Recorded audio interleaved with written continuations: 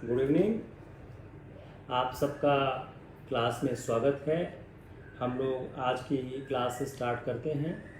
जैसा कि आपको पता है कि हम लोग सैटरडे को जो क्लास करते हैं वह मूलतः एक सप्ताह के न्यूज़पेपर से जो महत्वपूर्ण आइटम आप सबके लिए हैं उसको हम लेकर आने की कोशिश करते हैं। तो जैसा हमने पिछली बार भी कहा था कि हम लोग 4-5 न्यूज़पेपर को पढ़ने की कोशिश करते हैं। इंडियन एक्सप्रेस है, एक हिंदू है, बिजनेस स्टैंडर्ड है, इकोनॉमिक टाइम्स है, फाइनेंशियल एक्सप्रेस है। ये सारी की सारी जो न्यूज़ आइटम्स हैं, ये जो सारे न्यूज़पेपर्स हैं, इसमें से जो भी आपके एग्ज़ाम के लिए इम्पॉर्टेंट होता है उसको हम एनालाइज करने की कोशिश करते हैं। मैंने पहले भी कहा था और मैं फिर कहूँगा, आप चाहे जितना तैयारी कर लें, अगर आप करंट अफेयर्स को कंट्रोल नहीं करते हैं सिलेक्शन नहीं हो सकता है। स्टैटिक वे से पढ़ने से सिलेक्शन की संभावना शून्य है, क्योंकि जो वो करंट अफेयर से चीज़ें निकालते हैं वो ज़्यादातर किताबों में नहीं मिलता है। अगर आप देखें, जो आप किताबों में देखते हैं वह आपके एग्ज़ाम में प्राप्त नहीं होता है, क्योंकि बहुत सी कोशिश करते हैं कि वह ऐसा सवाल पूछें जो एनालाइज करके आपके सामने आवे। चलिए हम एक इंटरेस्टिंग न्यूज़ आइटम लेके आते हैं, फिर आई विल एक्सप्लेन यू कि यह न्यूज़ आइटम कैसे आपके लिए इम्पॉर्टेंट है। ग्रेट निकोबार प्लान में, जो आपका अंडमान निकोबार है, वहाँ पर जो ग्रेट निकोबार प्लान में, उसमें उन्होंने एक प्रोजेक्ट बनाने का कार्य स्टार्ट किया हुआ है। तो जो इन्वायरमेंट अप्रेजल कमेटी है उसने यह कंसर्न शो किया हुआ है कि जो वहाँ पर ग्रेट निकोबार में एक इंफ्रास्ट्रक्चर प्रोजेक्ट बनाया जा रहा है, वह इंफ्रास्ट्रक्चर प्रोजेक्ट वहाँ के इन्वायरमेंट के लिए उचित नहीं है। तो जो सीरियस कंसर्न इशू उन्होंने अपना व्यक्त किया है, जो नीति आयोग का एम्बिशियस प्रोजेक्ट है फॉर ग्रेट निकोबार आइसलैंड। तो पहली बात क्या हो गई, नीति आयोग का एक एम्बिशियस प्रोजेक्ट है, वह कहाँ पे है, वह ग्रेट निकोबार आइसलैंड में है। यह रिकमेंड किया, it has recommended for grant of terms for environmental impact assessment studies, which in the first stand will include the baseline studies over 3 months। तो क्या कहा गया, वहाँ पर जो आप एक इंफ्रास्ट्रक्चर प्रोजेक्ट बना रहे हो, उस इंफ्रास्ट्रक्चर प्रोजेक्ट का इन्वायरमेंट के साथ सामंजस्य का अध्ययन किया जाए। जो प्रपोजल वहाँ बनाया जाए, जो प्रोजेक्ट वहाँ बनाया जा रहा है, वह इंक्लूड क्या कर रहा है, आप नोट करिए इसको, an international container transshipment terminal, पहला। दूसरा, a green field international airport. तीसरा, ए पावर प्लांट। चौथा, a township complex spread over 166 kilometre. यह पूरी 75,000 करोड़ रुपए का एक प्रोजेक्ट बनाया गया।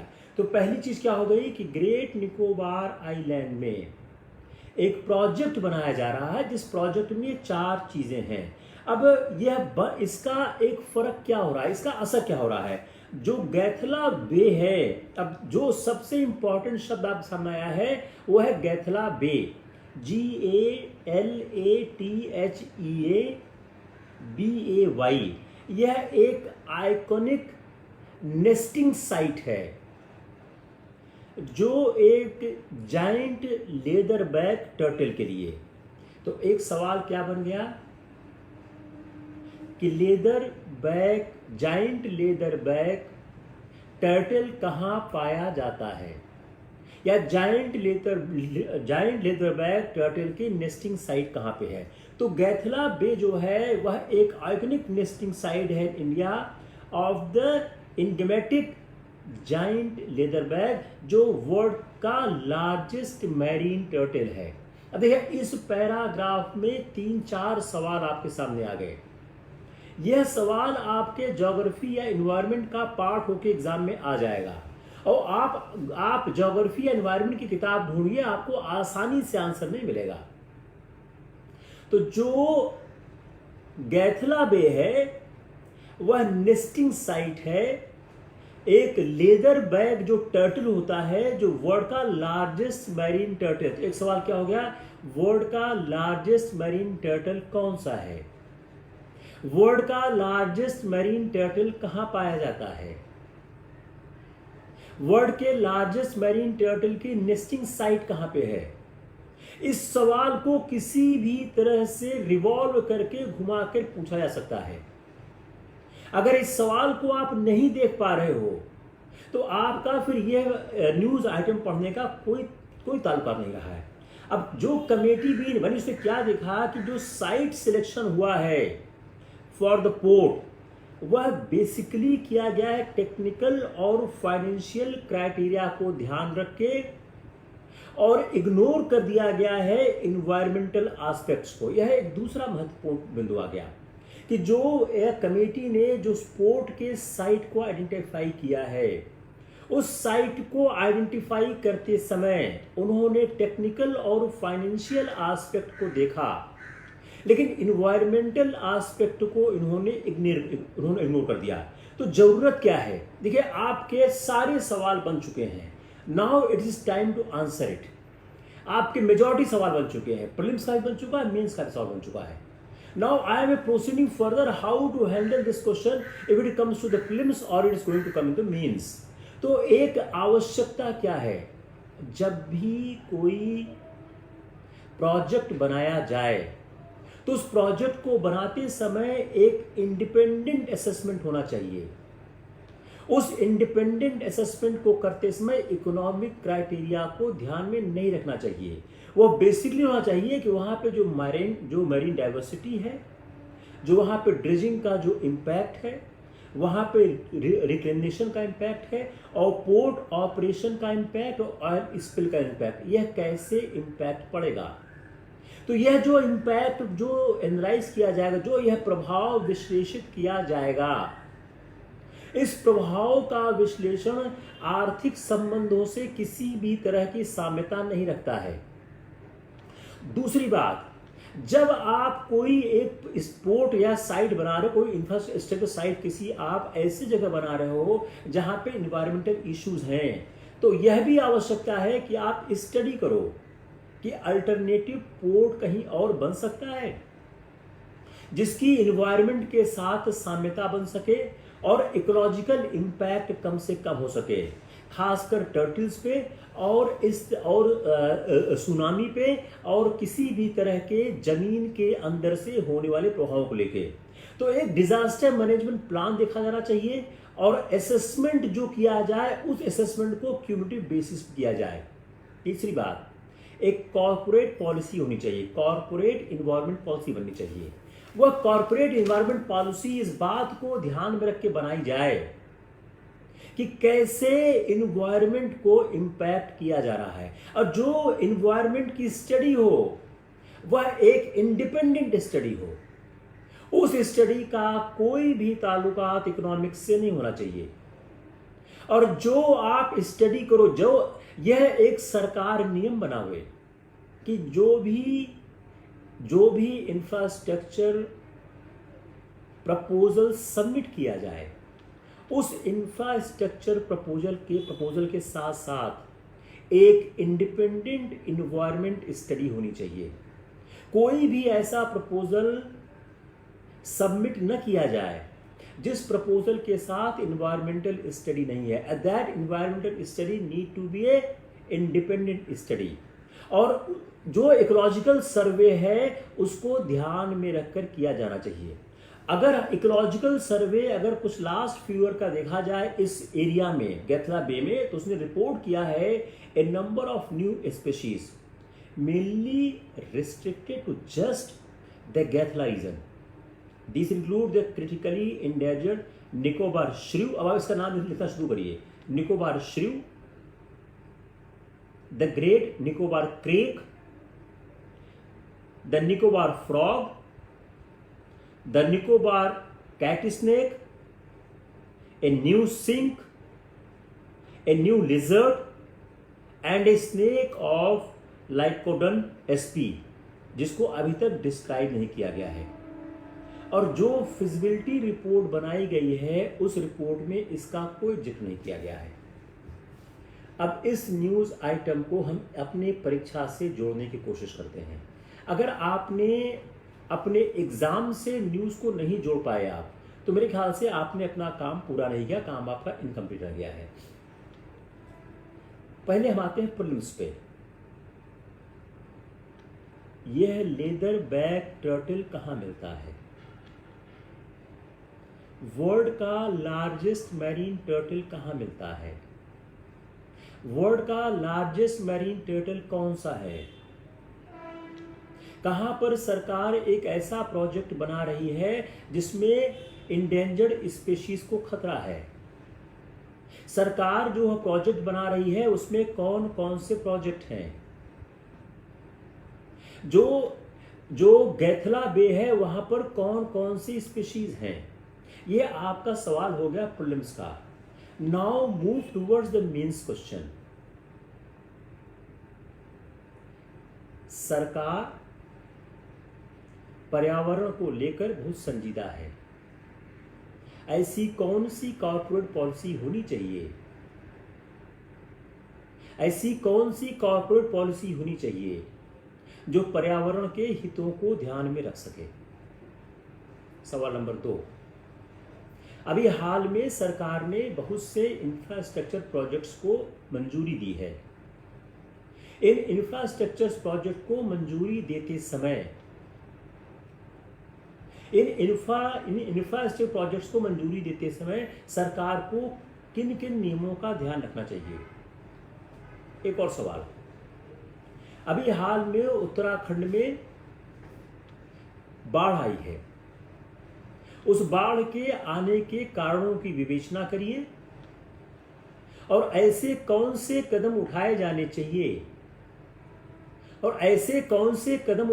चाहिए कि इस तरह की दुर्घटना दोबारा न हो।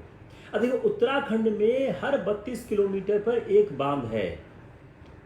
क्या कोई ऐसी स्टडी हुई है कि इतने बांधों की आवश्यकता है? जब आप समुद्र से बहुत छेड़छाड़ करते हो तो सुनामी आने का खतरा बढ़ जाता है।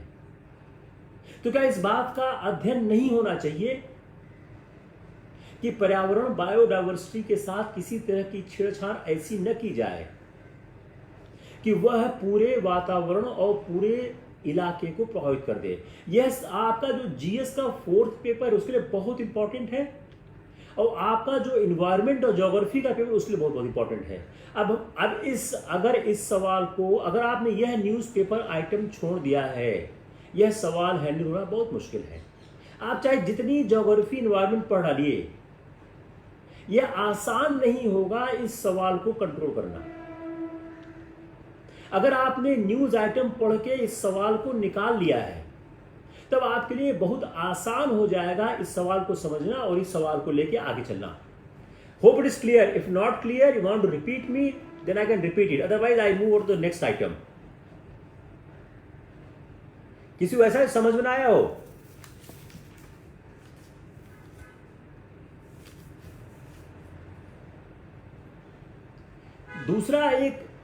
दूसरा एक और इन्वायरमेंट। आप लोग लिखते रहिए अपने कमेंट कि आपको समझ में आ रहा नहीं आ रहा है, आप क्या और चाहते हो। आप कुछ चीज नोट नहीं कर पाए हो वो भी आप लिख दें, क्योंकि यह आइटम इंग्लिश के न्यूज़पेपर का है। बहुत से एस्पायरेंट इंग्लिश का न्यूज़पेपर नहीं पढ़ते हैं। मैं आपको इंग्लिश के न्यूज़पेपर को बेहतर ढंग से समझाने के लिए मैंने ये काम शुरू किया हुआ है। क्लियर नहीं हुआ? आरती को क्लियर नहीं हुआ? ठीक है, okay. There is no issue, I can repeat it, there is no issue. देखिए, इसी को मैं थोड़ा से और आसानी से बताने की कोशिश करता हूं। ग्रेट निकोबार प्लान है एक, जिसमें एक प्रपोजल है। उस प्रपोजल में 4 इश्यूज हैं। एक क्या है? इंटरनेशनल कंटेनर, बता रहा हूं। International container transshipment terminal, green field international airport, power plant and township complex. यह 4 चीजें वह प्रोजेक्ट में प्रपोजल, यह 4 चीजें अंडमान में बनाई जाएंगी। यह पूरा प्रोजेक्ट 75,000 करोड़ रुपए का है। जब इस प्रपोजल को बनाया गया तो इस प्रपोजल को बनाए जाने के बाद क्या हुआ कि एक इशू खड़ा हो गया, एक मुद्दा खड़ा हो गया कि इस प्रपोजल के बनाते समय इकोलॉजिकल और इन्वायरमेंटल स्टडी नहीं की गई है। जो एक आप प्रपोजल बना रहे हो कि आप ग्रेट निकोबार आइलैंड में यह 4 तरह का इंफ्रास्ट्रक्चर आएगा, उस इंफ्रास्ट्रक्चर के साथ आपने यह स्टडी नहीं की है कि इसका इन्वायरमेंट और इकोलॉजी में क्या असर पड़ेगा। यह गलेथा बे है जो एक आइकॉनिक नेस्टिंग साइट है इंडिया में, जायंट लेदर बैक टर्टल का, जो वर्ल्ड का लार्जेस्ट मरीन टर्टल है। यह सवाल प्रीलिम्स में आने की बहुत संभावना है कि वर्ल्ड का लार्जेस्ट मरीन टर्टल कहां प्राप्त होता है। अब जब यह बनाया गया तो जो साइट सिलेक्शन किया गया, इस साइट सिलेक्शन को करते समय फाइनेंशियल और टेक्निकल एस्पेक्ट को एनालाइज किया गया, लेकिन इकोलॉजिकल और इन्वायरमेंटल एस्पेक्ट को एनालाइज नहीं किया। सारा आपका मेंस का जो सवाल बन रहा है वो यहीं से बन रहा है कि वहां पर एक इंफ्रास्ट्रक्चर प्रोजेक्ट बनाते समय इकोनॉमिक्स और टेक्निकल एस्पेक्ट को तो समझा गया, लेकिन इन्वायरमेंट और इकोलॉजिकल स्टडी नहीं हुई। This is the whole crux of the complete problem. सारी समस्या की जड़ यहां पर है। तो उसके बाद यह प्रश्न खड़ा हुआ कि किया क्या जाना चाहिए। तो अब जवाब आ रहा है। जवाब नंबर 1, इस बात की आवश्यकता है कि एक इंडिपेंडेंट स्टडी होनी चाहिए। जब भी कहीं पर कोई इंफ्रास्ट्रक्चर प्रोजेक्ट बनाया जाए तो उसके साथ साथ एक इंडिपेंडेंट स्टडी होनी चाहिए कि इस इंफ्रास्ट्रक्चर प्रोजेक्ट के बनने से वहां के इकोलॉजी, इन्वायरमेंट, बायोडाइवर्सिटी पर क्या फर्क पड़ेगा। दूसरी बात, सरकार को यह एक कॉर्पोरेट पॉलिसी बनानी चाहिए। तो जो इन्वायरमेंट की कॉर्पोरेट पॉलिसी है वो होनी चाहिए, और जब भी कोई प्रोजेक्ट सबमिट किया जाए तो उसके साथ साथ एक इन्वायरमेंटल स्टडी प्रस्तुत की जाए। उस इन्वायरमेंटल स्टडी का इकोनॉमिक्स से कोई रिलेशन नहीं होना चाहिए, वह इंडिपेंडेंट स्टडी होनी चाहिए। फिर उस स्टडी के गुण और दोष का ध्यान में रखकर इकोनॉमिक्स से सामंजस्य की स्थापना करनी चाहिए। अब हुआ क्या कि जो इकोलॉजिकल सर्वे था लास्ट फ्यू इयर्स में, उसने रिपोर्ट क्या किया कि नंबर ऑफ न्यू जो स्पीशीज हैं may be restricted to just गैथल रीजन। तो जो इकोलॉजिकल सर्वे है जो लास्ट में हुआ है, रिपोर्ट किया है number of new species many restricted to just गैथल, जो यहीं पर मिलती हैं। कौन कौन सी हैं वो?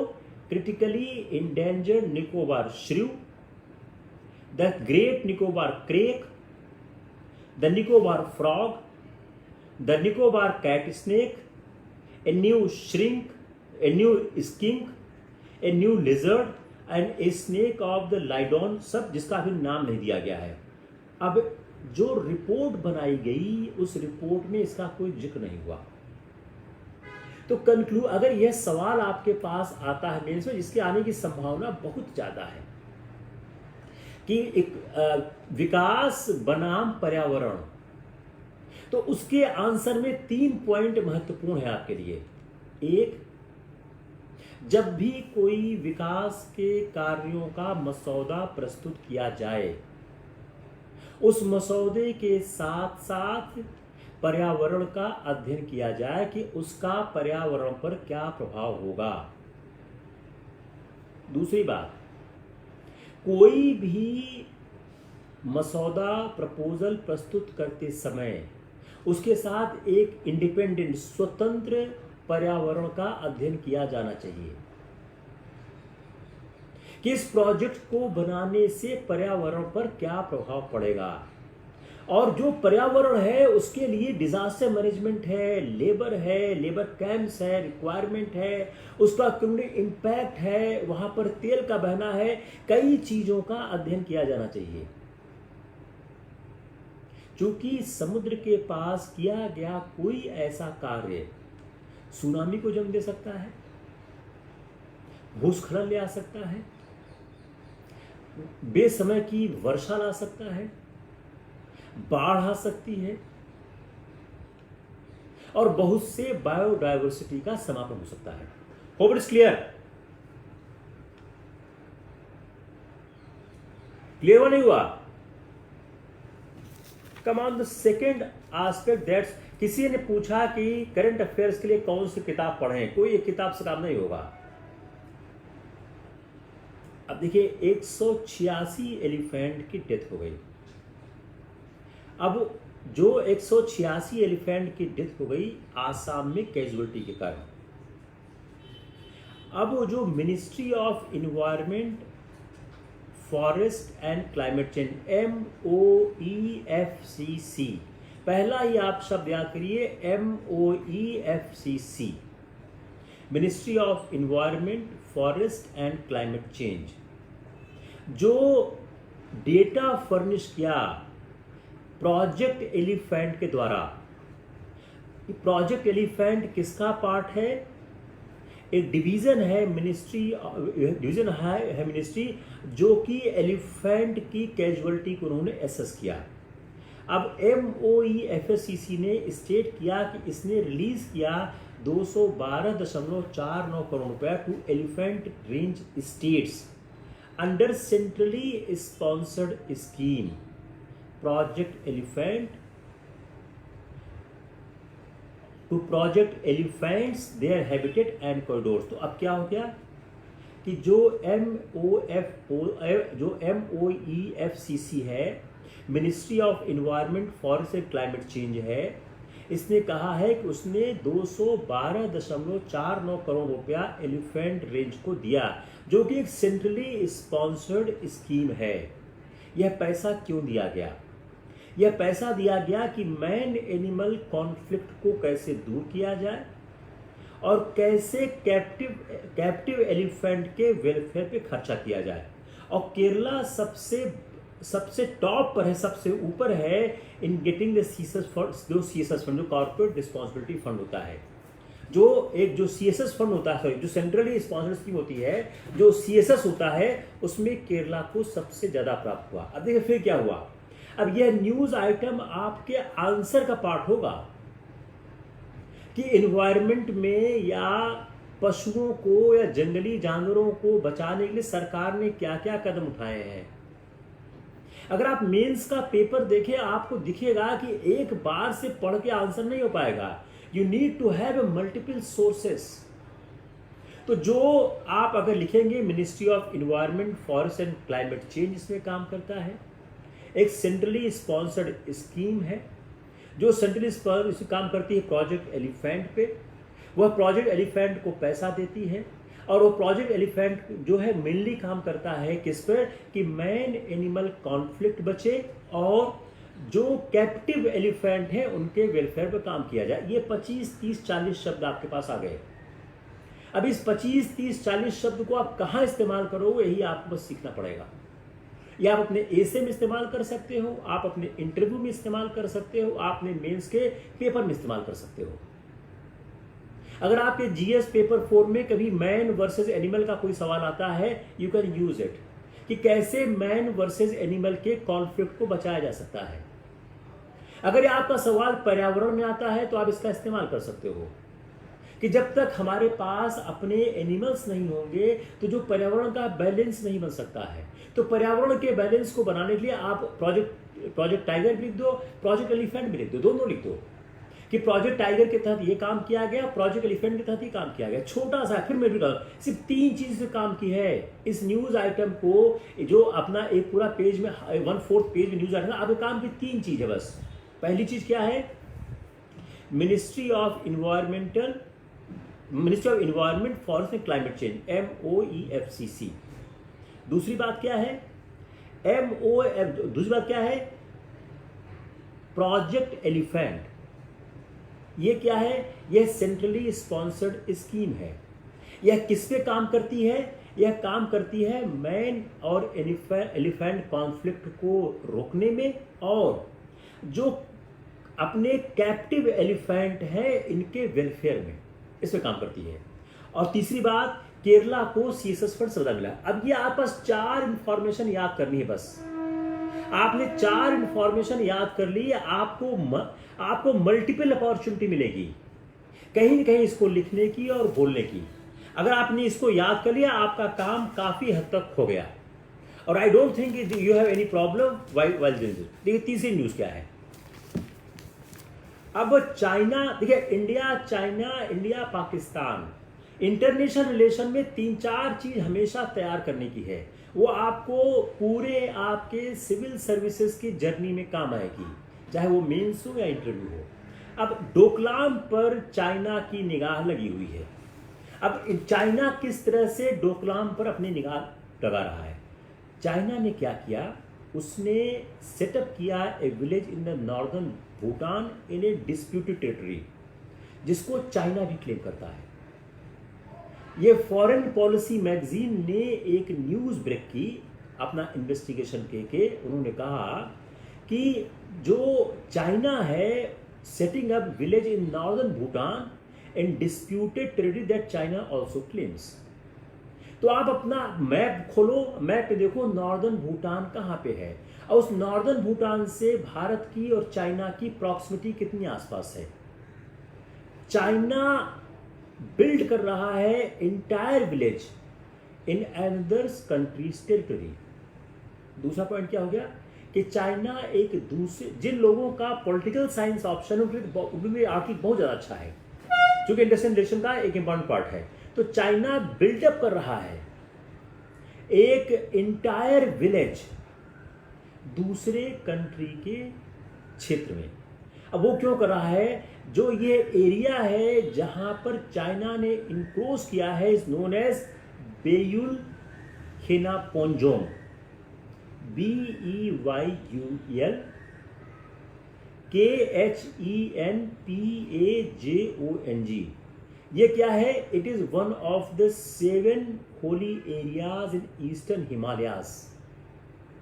ईस्टर्न हिमालयाज के 7 होली एरियाज में एक ये है, that the legendary tantric master guru पद्म संभवा, इन्होंने इसको आइडेंटिफाई किया था 8th सेंचुरी में as a refugee for the virtuous.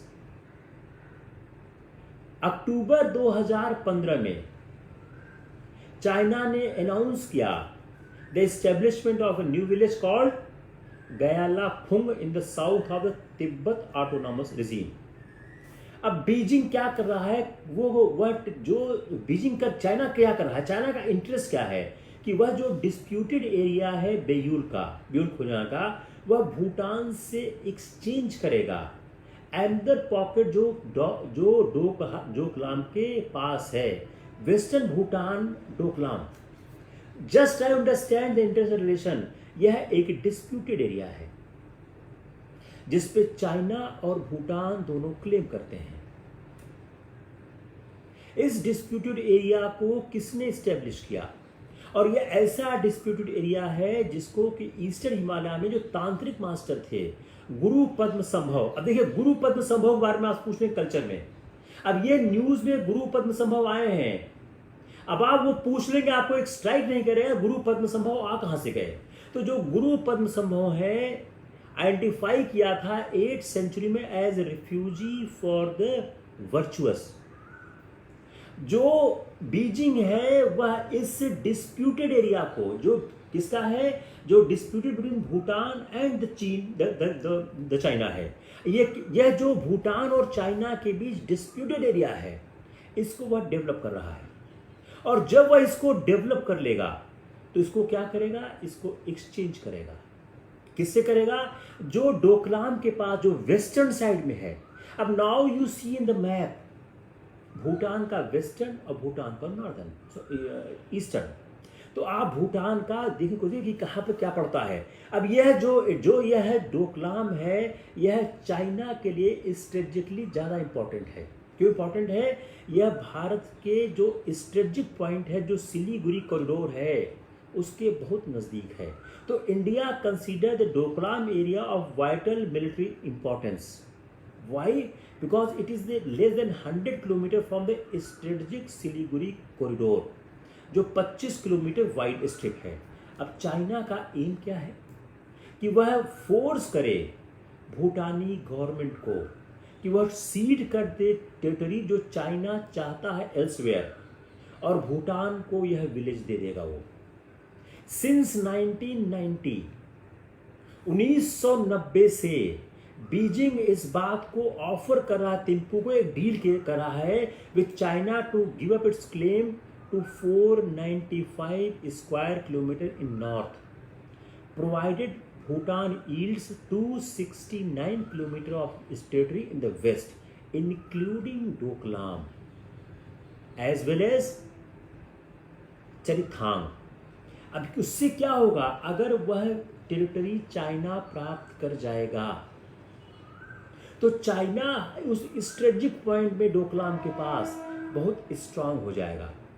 जब पीपुल्स रिपब्लिक चाइना ने अपने को स्टेब्लिश किया 1949 में, उसमें बीजिंग ने डिस्प्यूट किया सारे कॉलोनियल एरा के जो बॉर्डर डिस्प्यूट्स थे, जितने बॉर्डर सबको उसने चैलेंज किया। अब देखिए इस काम को इंटरनेशनल रिलेशन में कैसे इस्तेमाल करना है।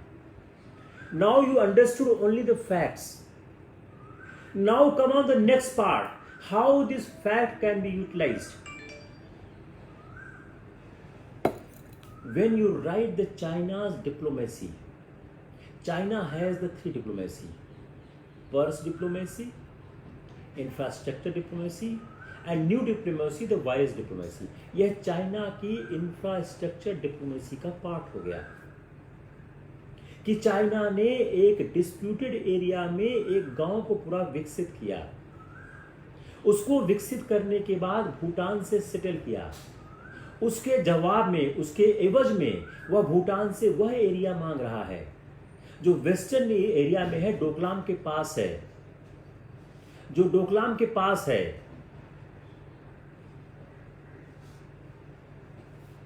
भूटान जो डोकलाम के पास है, और वहां से भारत से वहां को एक्सचेंज करेगा, और उसके बाद वह भारत के लिए खतरा होगा। एक ये पूछ रहे हैं कि भूटान को क्या फायदा होगा। भूटान एक छोटा देश है, भूटान की हैसियत चाइना से लड़ने की नहीं है।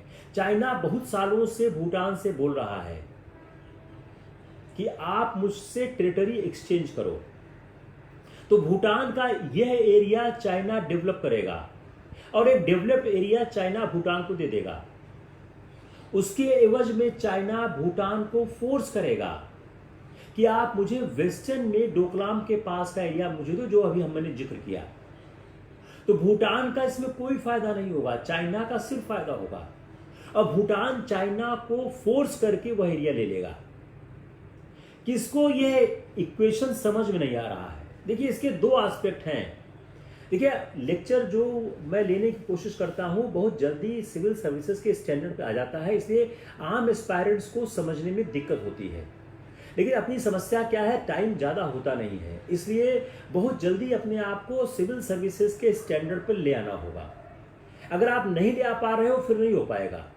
अगर आप आईएएस, जैसे मेरे पास मैसेजेस की भरमार है कि मैं साहब आईएएस बनना चाहता हूँ, आईएएस बनना चाहते हो आप फास्ट लर्नर बनो। अगर आपको बेसिक चीज़ें समझ में नहीं आ रही हैं तो आईएएस नहीं बन सकते हो। आप तब कोई छोटा एग्जाम देखो। If you want to become IAS you fast come on this aspect.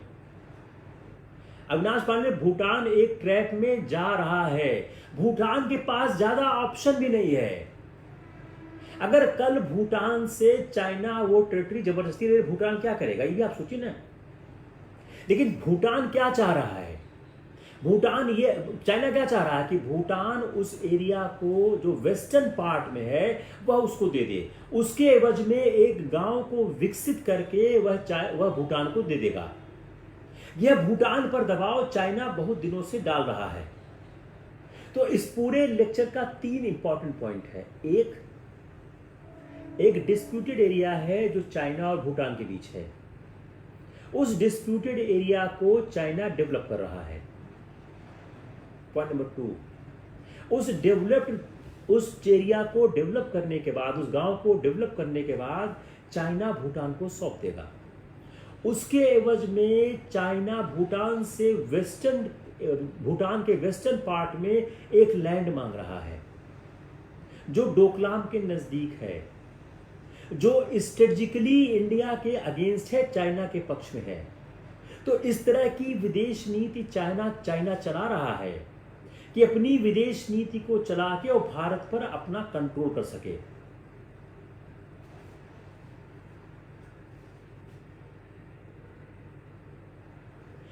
मैं आपसे अपील करूंगा कि जो भी आईएएस बनना चाहता है वह न्यूज़पेपर पढ़े और थोड़ा से पढ़ के क्लास में आवे। जैसे मैं पूरे हफ्ते की न्यूज़पेपर एनालाइज करता हूं, आप हफ्ते की न्यूज़पेपर पढ़ के आइए। मैं फिर रिपीट करूंगा, आईएएस बनना बहुत बड़ा टास्क है। जितने मैं कमेंट पढ़ता हूं इस लेक्चर पे, मेजॉरिटी एस्पायरेंट को अभी आईएएस से बहुत ज़्यादा दूर हैं। तो मुझे आपको इंस्पायर करना है, आपको यहाँ तक लाना है। आप कोशिश करो कैसे यहाँ तक आप लोग आ सकते हो। Hope it is clear. अब तीसरी एक न्यूज़ है अफगानिस्तान की है। देखिए, आप अगर इसी तरह से जितने मैं आपको सवाल बोल रहा हूं सब आपके एग्जाम में कहीं ना कहीं काम आएंगे।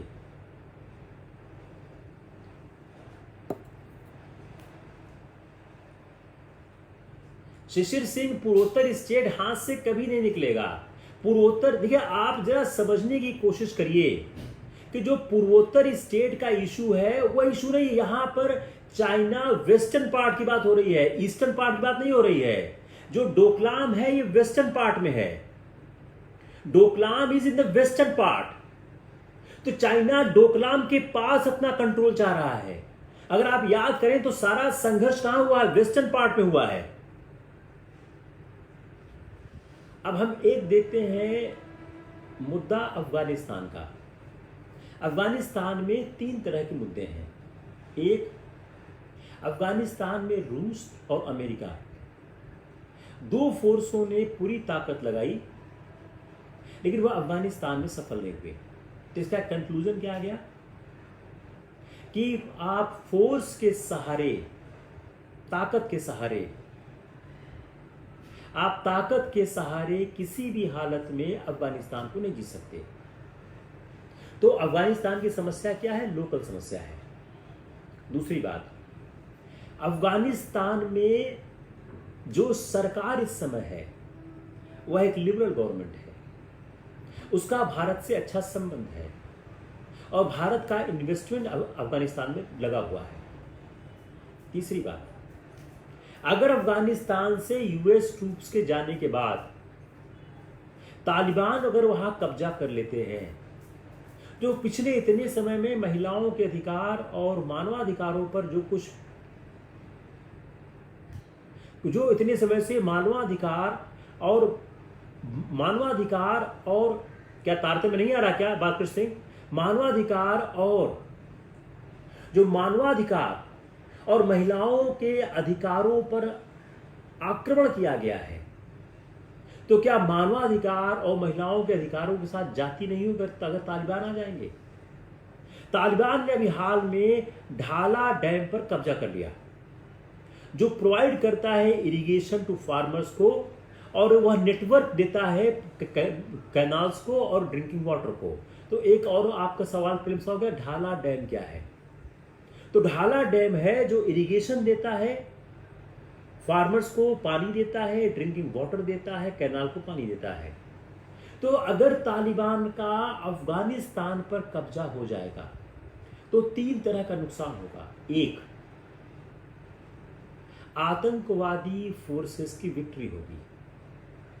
नंबर 2, जो तालिबान का जो एक आतंकवादी जो एक प्रारूप है, उस प्रारूप की जो जड़ है वो पाकिस्तान में है।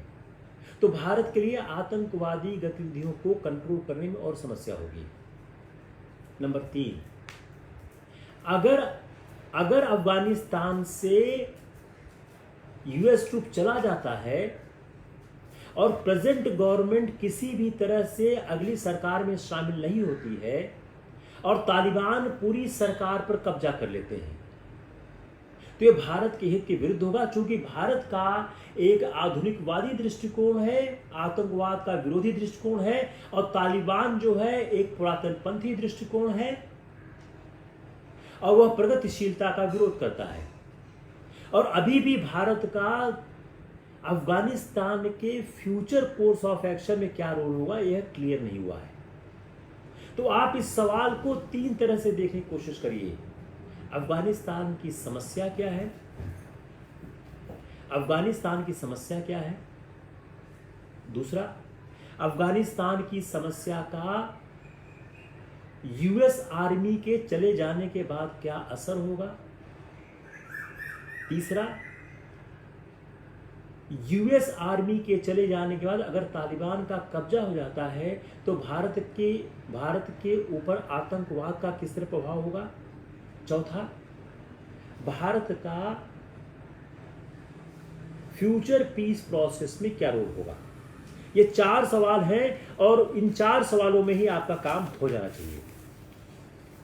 हम एक चीज हैंडल करने की कोशिश करते हैं, इन्फ्लेशन, कोविड और इन्फ्लेशन।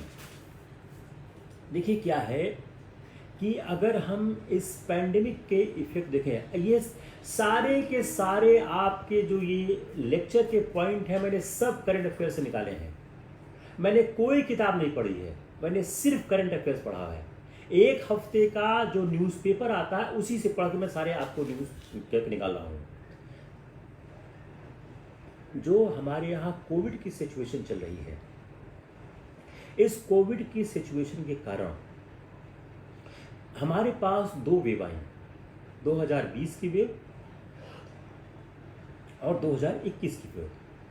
तो जो पैंडेमिक है, इस पैंडेमिक के कारण हमारा डिमांड और सप्लाई दोनों इफेक्ट हुआ है। Now I am switching to complete economics कि कोविड की समस्या का हमारी अर्थव्यवस्था पर क्या असर पड़ेगा। तो जो हमारा पैंडेमिक है ये हमारे डिमांड और सप्लाई दोनों को इम्पैक्ट कर रहा है। जब डिमांड और सप्लाई दोनों पर इम्पैक्ट होगा तो अर्थव्यवस्था कैसे सामंजस्य की स्थापना करेगी। तो जो डिमांड और सप्लाई के ऊपर अटैक करने के बाद तो जो इंडिया का जीडीपी है और इंडिया का इन्फ्लेशन है किस तरह प्रभावित होता है। इंडिया जीडीपी जो 7.5% फॉल इन इंडिया जीडीपी था इन 2022-2021 with average inflation 5.6% in the second half। तथ्य के इनफैक्ट क्या है, जो फॉलिंग इनकम है, जो हमारा इनकम आय गिर रही है, ये हमको कंपेल कर रहा है इन्फ्लेशन मैनेजमेंट के लिए। जैसे ही किसी की आय गिरती है इन्फ्लेशन परेशान करने लगता है। उससे क्या होता है, परचेजिंग पावर हमारी इरोड होने लगती है। तो हमारी आवश्यकता क्या है, हम अपनी परचेजिंग पावर को पर ध्यान दें। हमारी परचेजिंग पावर कैसे कम होती है, प्राइसेस बढ़ने लगते हैं। जरा आप समझने की कोशिश करिए इस चीज को। Just try to concentrate a few minutes on that कि जब आपका जीडीपी गिरता है आपके इन्फ्लेशन पे असर आने लगता है। अब इन्फ्लेशन से क्या होता है, आपकी परचेजिंग पावर कम होती है। मान लीजिए पहले दूध 60 रुपया प्रति लीटर था, प्राइस बढ़ गई, दूध हो गया 80 रुपया पर लीटर। आपके महीने की तनख्वाह 10,000 रुपया है, तो आपकी तनख्वाह तो बढ़ी नहीं लेकिन दूध का दाम बढ़ गया। इससे क्या हो गया, आपकी परचेजिंग पावर कम हो गई। ये समझ आ रही है। इन्फ्लेशन परचेजिंग पावर को कम कर देता है। ये समझ आया नहीं आया।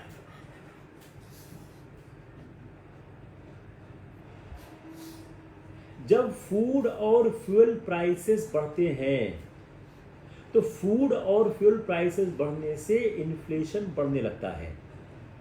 और जो हमारा कोर इन्फ्लेशन होता है, हमारा जो कोर इन्फ्लेशन होता है जिसमें वोलेटाइल आइटम नहीं होते हैं, हमारा जो कोर इन्फ्लेशन होता है जिसमें वोलेटाइल आइटम नहीं होते हैं, उस पर भी प्रेशर आने लगता है। The core inflation pressure has come more from the broad base, broad base से फर्क आने लगता है। देखिए बहुत ही टेक्निकल एस्पेक्ट है, I will explain you slowly, जहां ना आपको रोक देना। अब देखिए आपके पास 3-4 कॉन्सेप्ट जो भी मैं एक्सप्लेन करूंगा, core inflation, headline inflation, wholesale price index and cost price index. 4 concept हैं, आप समझोगे तभी कोविड का अर्थव्यवस्था पर असर समझ में आएगा। तो जो हमारा कोविड-19 सिचुएशन है, इस कोविड-19 सिचुएशन के कारण जो लास्ट ईयर था, पिछले साल था, जो फैक्ट्री गेट था, जो होल सेल प्राइस इंडेक्स था, WIP था, inflation was way lower than CPI inflation. WPI inflation CPI inflation से कम था। तो जो सप्लाई चेन था और डिस्ट्रीब्यूशन प्रॉब्लम था, triggered by the Covid, primary responsible for driving consumer price inflation up. तो कंज्यूमर प्राइस इन्फ्लेशन को ऊपर ले जाना था। Let understand for a few minute the consumer price inflation and the wholesale price inflation. Just understand the two things, तब आपको समझने में आसानी होगी कि दोनों में फर्क क्या है। कंज्यूमर्स जो हमारा होल सेल प्राइस इन्फ्लेशन होता है, WPI होता है, उसमें हम बल्क कमोडिटी पर कंसंट्रेट करते हैं। वह बल्क कमोडिटी से वह डिस्क्राइब होता है। और जो CPI होता है वह रिटेल और डायरेक्टली जो आइटम कंज्यूम होते हैं उनसे वह कंट्रोल होता है। पॉइंट नंबर 1, आप इसको लिखते जाइए। WPI और CPI में क्या फर्क है? जो हमारा WPI है वह एक बल्क कमोडिटी से कंट्रोल होता है, और जो हमारा CPI है यह रिटेल कमोडिटी या जो डायरेक्टली कंज्यूमर को इंपैक्ट करता है उससे कंट्रोल होता है। WPI में सिर्फ गुड्स होते हैं, सर्विसेज नहीं होती है। CPI में गुड्स और सर्विसेज दोनों होते हैं। WPI में इन्फ्लेशन मेजर होता है फर्स्ट स्टेज पे, जो प्रोडक्शन स्टेज होता है, और CPI में यह मेजर होता है फाइनल स्टेज पे। WPI में जो प्राइस पेड बाय मैन्युफैक्चरर वह काउंट किया जाता है। CPI में price paid by consumer count किया जाता है। जो WPI में आइटम होते हैं, कवर होते हैं, उसमें फ्यूल है, पावर है और मैन्युफैक्चरिंग प्रोडक्ट्स हैं। जो CPI है उसमें एजुकेशन है, फूड है, ट्रांसपोर्ट है, कम्युनिकेशन है, अपैरल्स हैं, हाउसिंग है, मेडिकल है। ये इस पॉइंट पर सवाल आ चुका है आपके प्रीलिम्स में कि WPI में क्या काउंट होता है और CPI में क्या काउंट होता है। तो जब WPI को आप कैलकुलेट करते हो उस समय आप जो जो आइटम उसमें कवर करते हो वो होता फ्यूल होता है, पावर होता है, मैन्युफैक्चरिंग प्रोडक्ट होता है। और जब CPI को आप कैलकुलेट करते हो तो उसमें एजुकेशन होता है, फूड होता है, ट्रांसपोर्ट होता है, कम्युनिकेशन होता है, रिक्रिएशन होता है, मनोरंजन होता है, अपैरल्स होते हैं, हाउसिंग होता है, मेडिकल होता है। यह पॉइंट पे सवाल 2 बार आ चुका है प्रीलिम्स में। WPI सिर्फ कुछ देशों के द्वारा इस्तेमाल किया जाता है। CPI को 157 देश इस्तेमाल करते हैं। WPI को का जो डेटा है जो रिलीज होता है वह वीकली बेस पे होता है फॉर प्राइमरी आर्टिकल्स, और फ्यूल और पावर के लिए प्राइमरी आर्टिकल्स, फ्यूल और पावर के लिए वीकली बेसिस पे उसका डेटा रिलीज होता है और बाकी सब के लिए मंथली बेसिस पे होता है। CPI का डेटा पब्लिश होता है मंथली बेसिस पे। इस पे भी सवाल आ चुका है कि WPI का डेटा कैसे और कब रिलीज होता है। तो जो WIP का PI का जो होलसेल प्राइस इंडेक्स का जो डेटा है वह रिलीज होता है वीकली बेसिस पर फॉर प्राइमरी आर्टिकल्स, फ्यूल और पावर्स के लिए। बाकी और सब के लिए वो रिलीज होता है मंथली बेसिस पे। लेकिन CPI का जो डेटा पब्लिश होता है वह मंथली बेसिस होता है। WPI में फोकस होता है प्राइस ऑफ गुड्स पे जो ट्रेड की जाते हैं बिटवीन बिजनेस हाउसेस। अभी आ जाएगा रजनीश द्विवेदी, जस्ट वेट। जो कहते हैं प्राइसेस ऑफ गुड्स होते हैं वो ट्रेड होते हैं बिटवीन बिजनेस हाउसेस, और CPI का परचेज होता है बाय कंज्यूमर्स। तो आप कह सकते हैं WPI बिजनेस लेवल पे काउंट होता है और CPI कंज्यूमर लेवल पे।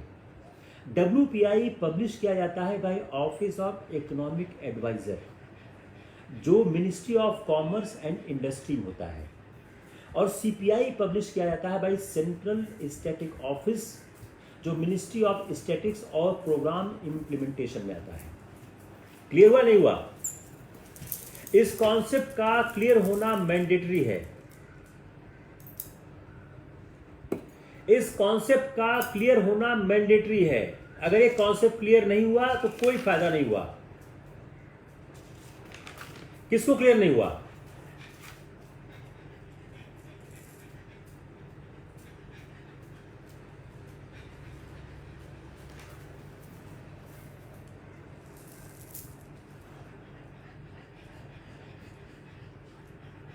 तो आप अगर देखें तो जो कोविड-19 का पहला सिचुएशन था, दूसरा, उसमें जो WPI है, WPI क्या है? फैक्ट्री गेट के बारे में बात करता है कि जो फैक्ट्री पर जो सामान बनता है। CPI क्या बात करता है? कंज्यूमर के बारे में बात करता है। तो अब इसके दो इंप्लीकेशंस आ रहे हैं। First, taming retail inflation now is not just about the fixing supply and distribution chain. आप अगर आप रिटेल इन्फ्लेशन को फिक्स करना चाह रहे हैं तो यह सिर्फ सप्लाई और डिस्ट्रीब्यूशन चेन तक सीमित नहीं है। जो राइजिंग फैक्ट्री गेट प्राइस है वह महत्वपूर्ण हो चुका है। तो जो हमारा इस समय का कोविड का प्रॉब्लम है, इस कोविड के प्रॉब्लम में कंज्यूमर ही नहीं, इस कोविड के प्रॉब्लम में जो फैक्ट्री गेट है जहां पर सामान बन रहा है वहां पर भी आवश्यकता है ध्यान देने की। जो दूसरा वेव है, जो ये दूसरी वेव चल रही है, इसने क्रिएट किया है डिस्ट्रीब्यूशन प्रॉब्लम को। जो राइज इन होलसेल प्राइस है, यह जो हमारी होलसेल प्राइस बढ़ रही है उसका कारण क्या है? यह लार्जली ग्लोबल फैक्टर्स से प्रभावित हो रही है जो चाइना और US की एक्सपेक्टेशन और इंटरेस्ट रेट डिटरमाइन कर रहे हैं। तो जो फर्स्ट वेव और सेकेंड वेव में फर्क क्या है? First wave basically urban problem थी, सेकेंड वेव अर्बन के साथ साथ रूरल प्रॉब्लम हो चुकी है। इसलिए आवश्यकता क्या है कि हमको इस नए वेव में हमको सप्लाई चेन में भी ध्यान देना है, हमको प्रोडक्शन में भी ध्यान देना है, और हमारे लिए आवश्यक है कि हम उन सेक्टर पर ध्यान दें जो SME सेक्टर है, जो स्मॉल सेक्टर, उस पर हम ध्यान देने की कोशिश करें। तो अगर सेकेंड वेव परसिस्ट कर जाती है तो गवर्नमेंट ऑफ इंडिया को क्रिटिकल सेक्टर पर ध्यान देना होगा, जो क्रिटिकल सेक्टर भी समस्या उत्पन्न कर सकते हैं। तो rising inflation in the middle of the pandemic वह हमारे सप्लाई चेन को डिस्टर्ब कर रही है। देखिए, ये बहुत ज़्यादा टेक्निकल लेक्चर है पूरा, लेकिन ये टेक्निकल लेक्चर देने का मतलब क्या हुआ कि आपको यह समझने की आवश्यकता है कि फर्स्ट वेव और सेकेंड वेव में फ़र्क क्या है, CPI और WPI किस तरह प्रभावित करता है। जो सेकेंड वेव है इसने WPI CPI दोनों को प्रभावित किया है। फर्स्ट वेव ने WPI को इतना प्रभावित नहीं किया था। पहली वेव जो है वह सिर्फ शहरों तक ही सीमित थी, गांव तक नहीं गई थी। दूसरी वेव गांव तक चली गई है। तीसरी बात, पैंडेमिक को कंट्रोल करने के लिए इस समय एक दूसरे तरह के एफर्ट की आवश्यकता है। ये बात टेक्निकल है, इसके लिए आपको आवश्यक है आप इस लेक्चर को फिर से सुने। एक हम इसी कोविड से एक लेक्चर और समझने की कोशिश करते हैं कि एक बात चल रही है वैक्सीन को लेके, कि जो वैक्सीन दी जा रही है, क्या वैक्सीन दिया जाना, वैक्सीन एक्सपोर्ट को लेकर हम समझने की कोशिश करते हैं कि आप लोग लगातार एक न्यूज़ आइटम पढ़ रहे हैं कि वैक्सीन एक्सपोर्ट किया जाना चाहिए या नहीं किया जाना चाहिए।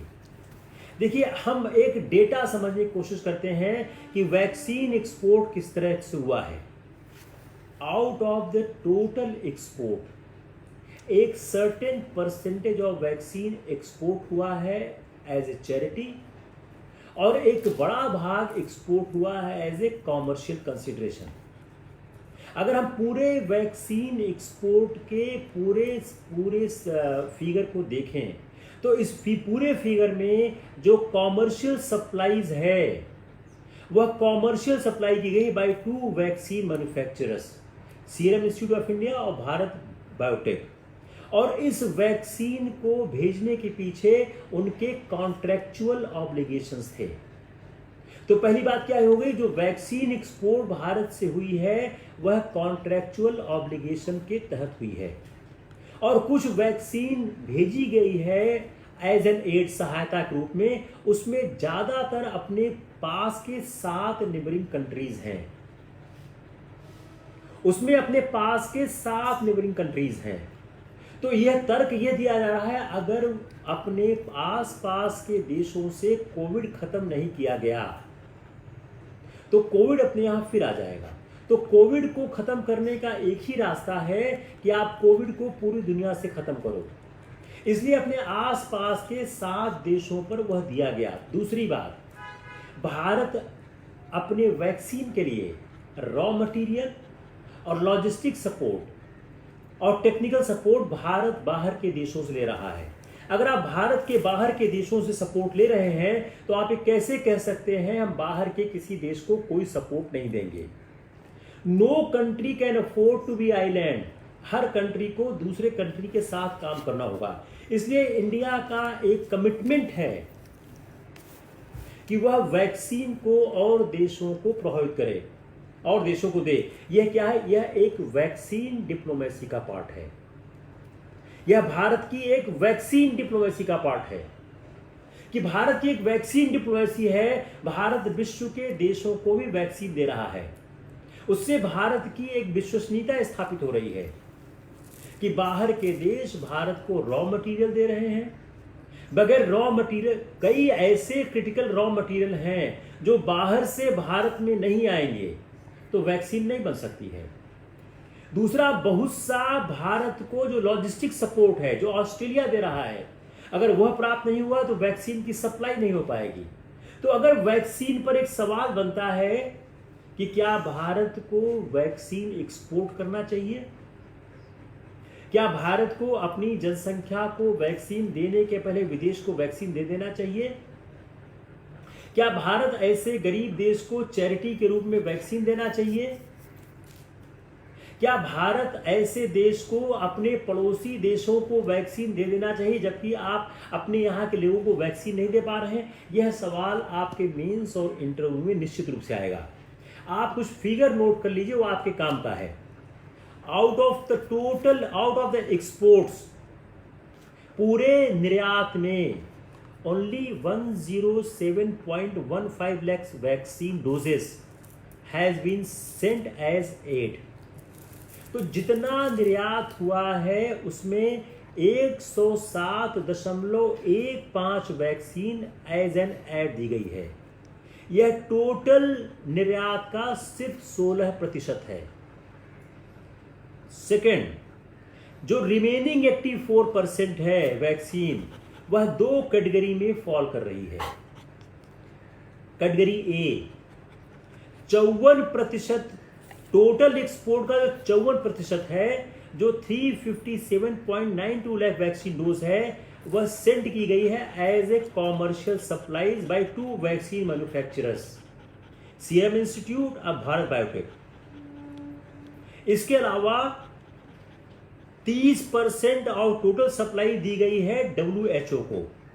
तो अगर आप इसको बाइफरकेट करें तो 54% दी गई है कॉमर्शियली और 30% दी गई है WHO को, और जो 30% WHO को दी गई है कॉन्ट्रेक्चुअल ऑब्लिगेशन के तरह दी गई है। Now again I am summarising the whole concept कि जितनी वैक्सीन दी गई है 16% वैक्सीन दी गई है एज एन एड, जो छोटा पार्ट है।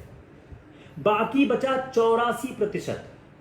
उस 84% का जो 54% है वह इन दो कंपनियों ने कॉमर्शियली बेचा हुआ है, और जो 30% है वह दी गई है WHO को वैक्स फैसिलिटी को एज ए कॉन्ट्रेक्चुअल ऑब्लिगेशन। अगर आप यह आंकड़ा लिख ले गए एग्जाम में, अगर आप वैक्सीन डिप्लोमेसी पे आंसर करो, आप इस आंकड़े को जरूर लिखो।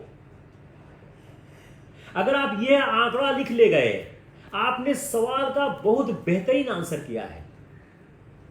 आपने पूरा सवाल सील कर दिया है, कुछ बचा नहीं रह गया फिर, क्योंकि आपने सब समझा दिया कि कितना वैक्सीन थी, उसमें कितना पार्ट एज एन एड गया है, कितना पार्ट एज ए कॉमर्शियल गया है, कितना part as a contractual obligation. इसमें और आसान कर देता हूं, 16% एज सहायता के रूप में गया है, 54% व्यापार के रूप में गया है, और 16% WHO को कॉन्ट्रेक्चुअल ऑब्लिगेशन के तहत गया है। तो प्रॉब्लम कहां है? Point number 1। Point number 2, Bharat ने जो वैक्सीन दी है अपने 7 पड़ोसी देशों को दी है। इससे क्या हो रहा है? साउथ एशियन रीजन में भारत की विश्वसनीयता बढ़ रही है, भारत की यह डिप्लोमेसी का पार्ट हो रहा है। जिस क्षेत्र में, जैसे एशिया क्षेत्र में भारत चाइना और पाकिस्तान से लड़ रहा है, वहां पर 7 देशों में भारत अपनी गुटल बढ़ा रहा है। तो भारत की जो कूटनीति है वो आगे जा रही है। पॉइंट नंबर 3, अगर भारत के पड़ोसी देशों से कोरोना खत्म नहीं होगा तो भारत से भी कोरोना खत्म नहीं हो सकता है। यह एक सिद्धांत आ चुका है कि कोरोना पर विजय तभी प्राप्त होगी जब कोरोना इस धरती से खत्म हो जाएगा। अगर किसी एक देश में कोरोना रह गया, कोरोना वापस फिर आएगा, अनलेस अनटिल वह देश विश्व से अपना संबंध खत्म कर दे। भारत इस समय एक विश्व युद्ध चल रहा है। पहला विश्व युद्ध 2 ब्लॉकों में हुआ करता था, अब एक नया विश्व युद्ध है। एक ब्लॉक में पूरी मानवता है, पूरा विश्व है, दूसरे में कोरोना है। Yes, it's a vaccine. देखो, यह जो मैंने आपको व्याख्यान दिया, यह कई तरह से आपके एग्जाम में काम आएगा। देखिए, मैं बार बार कह रहा हूं, जो ट्रेडिशनल वे की पढ़ाई होती है उससे आईएएस नहीं हो सकते हो। जो क्लास में लोग पढ़ाते हैं कि ये ज्योग्राफी है, हिस्ट्री है, पॉलिटी है, उससे नहीं हो सकते हो आप। उससे होने की कोई गुंजाइश नहीं है। आप चाहे जितनी ज्योग्राफी, हिस्ट्री, पॉलिटी क्लास में बैठ के किताबों से कभी नहीं हो सकते हो। आप होगे जब आप इस तरह से पढ़ोगे। My job is to change your whole attitude. आप इस चक्कर में मत पड़ो कि डेटा 11 मई का 12 मई का है। आज कौन सी तारीख है? आज कौन सी तारीख है? पूरा मैं बता रहा हूं ना कि देखिए, मैं पूरा डेटा फिर देता हूं आपको। Out of the total exports, आप लिखिए इसको, फिर से लिखें, out of the total exports only 107.15 lakhs vaccine dose has been sent as an aid. मैं दे रहा हूं पूरा दे रहा हूं। जितनी वैक्सीन बाहर गई है, एक्सपोर्ट निर्यात हुई है, उसमें 107.15 lakhs वैक्सीन डोज गई है सहायता के रूप में। यह पूरे निर्यात का सिर्फ 16% है। यह पूरे निर्यात का सिर्फ 16% है। अब बचा कितना? 84%। चलिए हम 84% को एनालाइज करते हैं। उस 84% में से 44%, जो कितना है 357.92 लाख वैक्सीन डोजेस, यह गया है एज ए कॉमर्शियल सप्लाई। किसके द्वारा? जो 2 कंपनियां हैं, सीरम इंस्टीट्यूट ऑफ इंडिया और भारत बायोटेक। इसके अलावा 192.628 लाख वैक्सीन डोज जो 30% है वह किसको गया है? वह गया है WHO कोवैक्स फैसिलिटी को। वो क्यों गया है? एक कॉन्ट्रेक्चुअल ऑब्लिगेशन था वैक्सीन मैन्युफैक्चरर्स का। इस डेटा को याद करना ही करना है अगर आप वैक्सीन डिप्लोमेसी लिख रहे हो।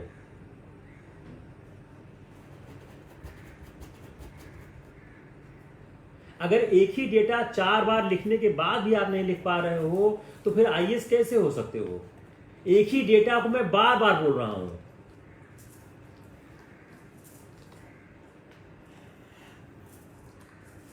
एक ही डेटा को मैं बार बार बोल रहा हूं, एक ही चीज मैं बार बार बोल रहा हूं। देखिए, आप बहुत डेटा से परेशान ना हो। यूपीएससी डेटा से बहुत कम इंटरेस्ट रखती है, उसका ज्यादा इंटरेस्ट आपके कॉन्सेप्ट से। मैंने आपको कॉन्सेप्ट समझाया है कि जो वैक्सीन डिप्लोमेसी है कैसे गवर्न कर रही है। आप बस 3 डेटा याद रखो, चौथा डेटा की कोई जरूरत नहीं है, सिर्फ 3 डेटा याद रखो बस, बाकी सब भूल जाओ आप। कि जो पूरा निर्यात हुआ है 16% एज सहायता के रूप में गया है, 54% व्यापार के रूप में गया है और 30% WHO को कॉन्ट्रेक्चुअल ऑब्लिगेशन तक गया। इससे ज्यादा कोई जरूरत नहीं है। 150-250 शब्द के सवाल में से ज्यादा लिख भी नहीं पाओगे। ये 3 डेटा सफिशिएंट है, चौथे डेटे की कोई जरूरत नहीं है, बाकी सब भूल जाओ। इतना याद भी नहीं रहता है। ट्राई टू अंडरस्टैंड कितना याद रहता है। अगर आपको सब याद नहीं रहता है तो आप कोई फायदा नहीं है। उतना ही सामान आप लोग ध्यान रखो जितना संभाल सको। यस, सतीश मिश्रा ने बहुत साफ साफ लिख दिया। सतीश कुमार मिश्रा ने सारी समस्या को सॉल्व कर दिया है। अब सतीश जो है 54 लिखा है, लिखो 54। 54 के आगे डैश करो, लिखो कॉमर्शियल। 16 के आगे डैश करो, लिखो एड सहायता। 30 के आगे डैश करो, लिखो कॉन्ट्रेक्चुअल ऑब्लिगेशन। इससे ज्यादा एग्जामिनर आपसे नहीं चाह रहा है। मैं एक चीज बार बार आपसे कहता हूं कि आप लोग ट्रेडिशनल ढंग की पढ़ाई बंद कर दो अगर होना चाहते हो तो। जो एनालिसिस है, if you see my lecture is whether polity और हिस्ट्री और ज्योग्राफी और current affairs, it's full of analysis. I prepare my aspirants only on analysis, nothing else.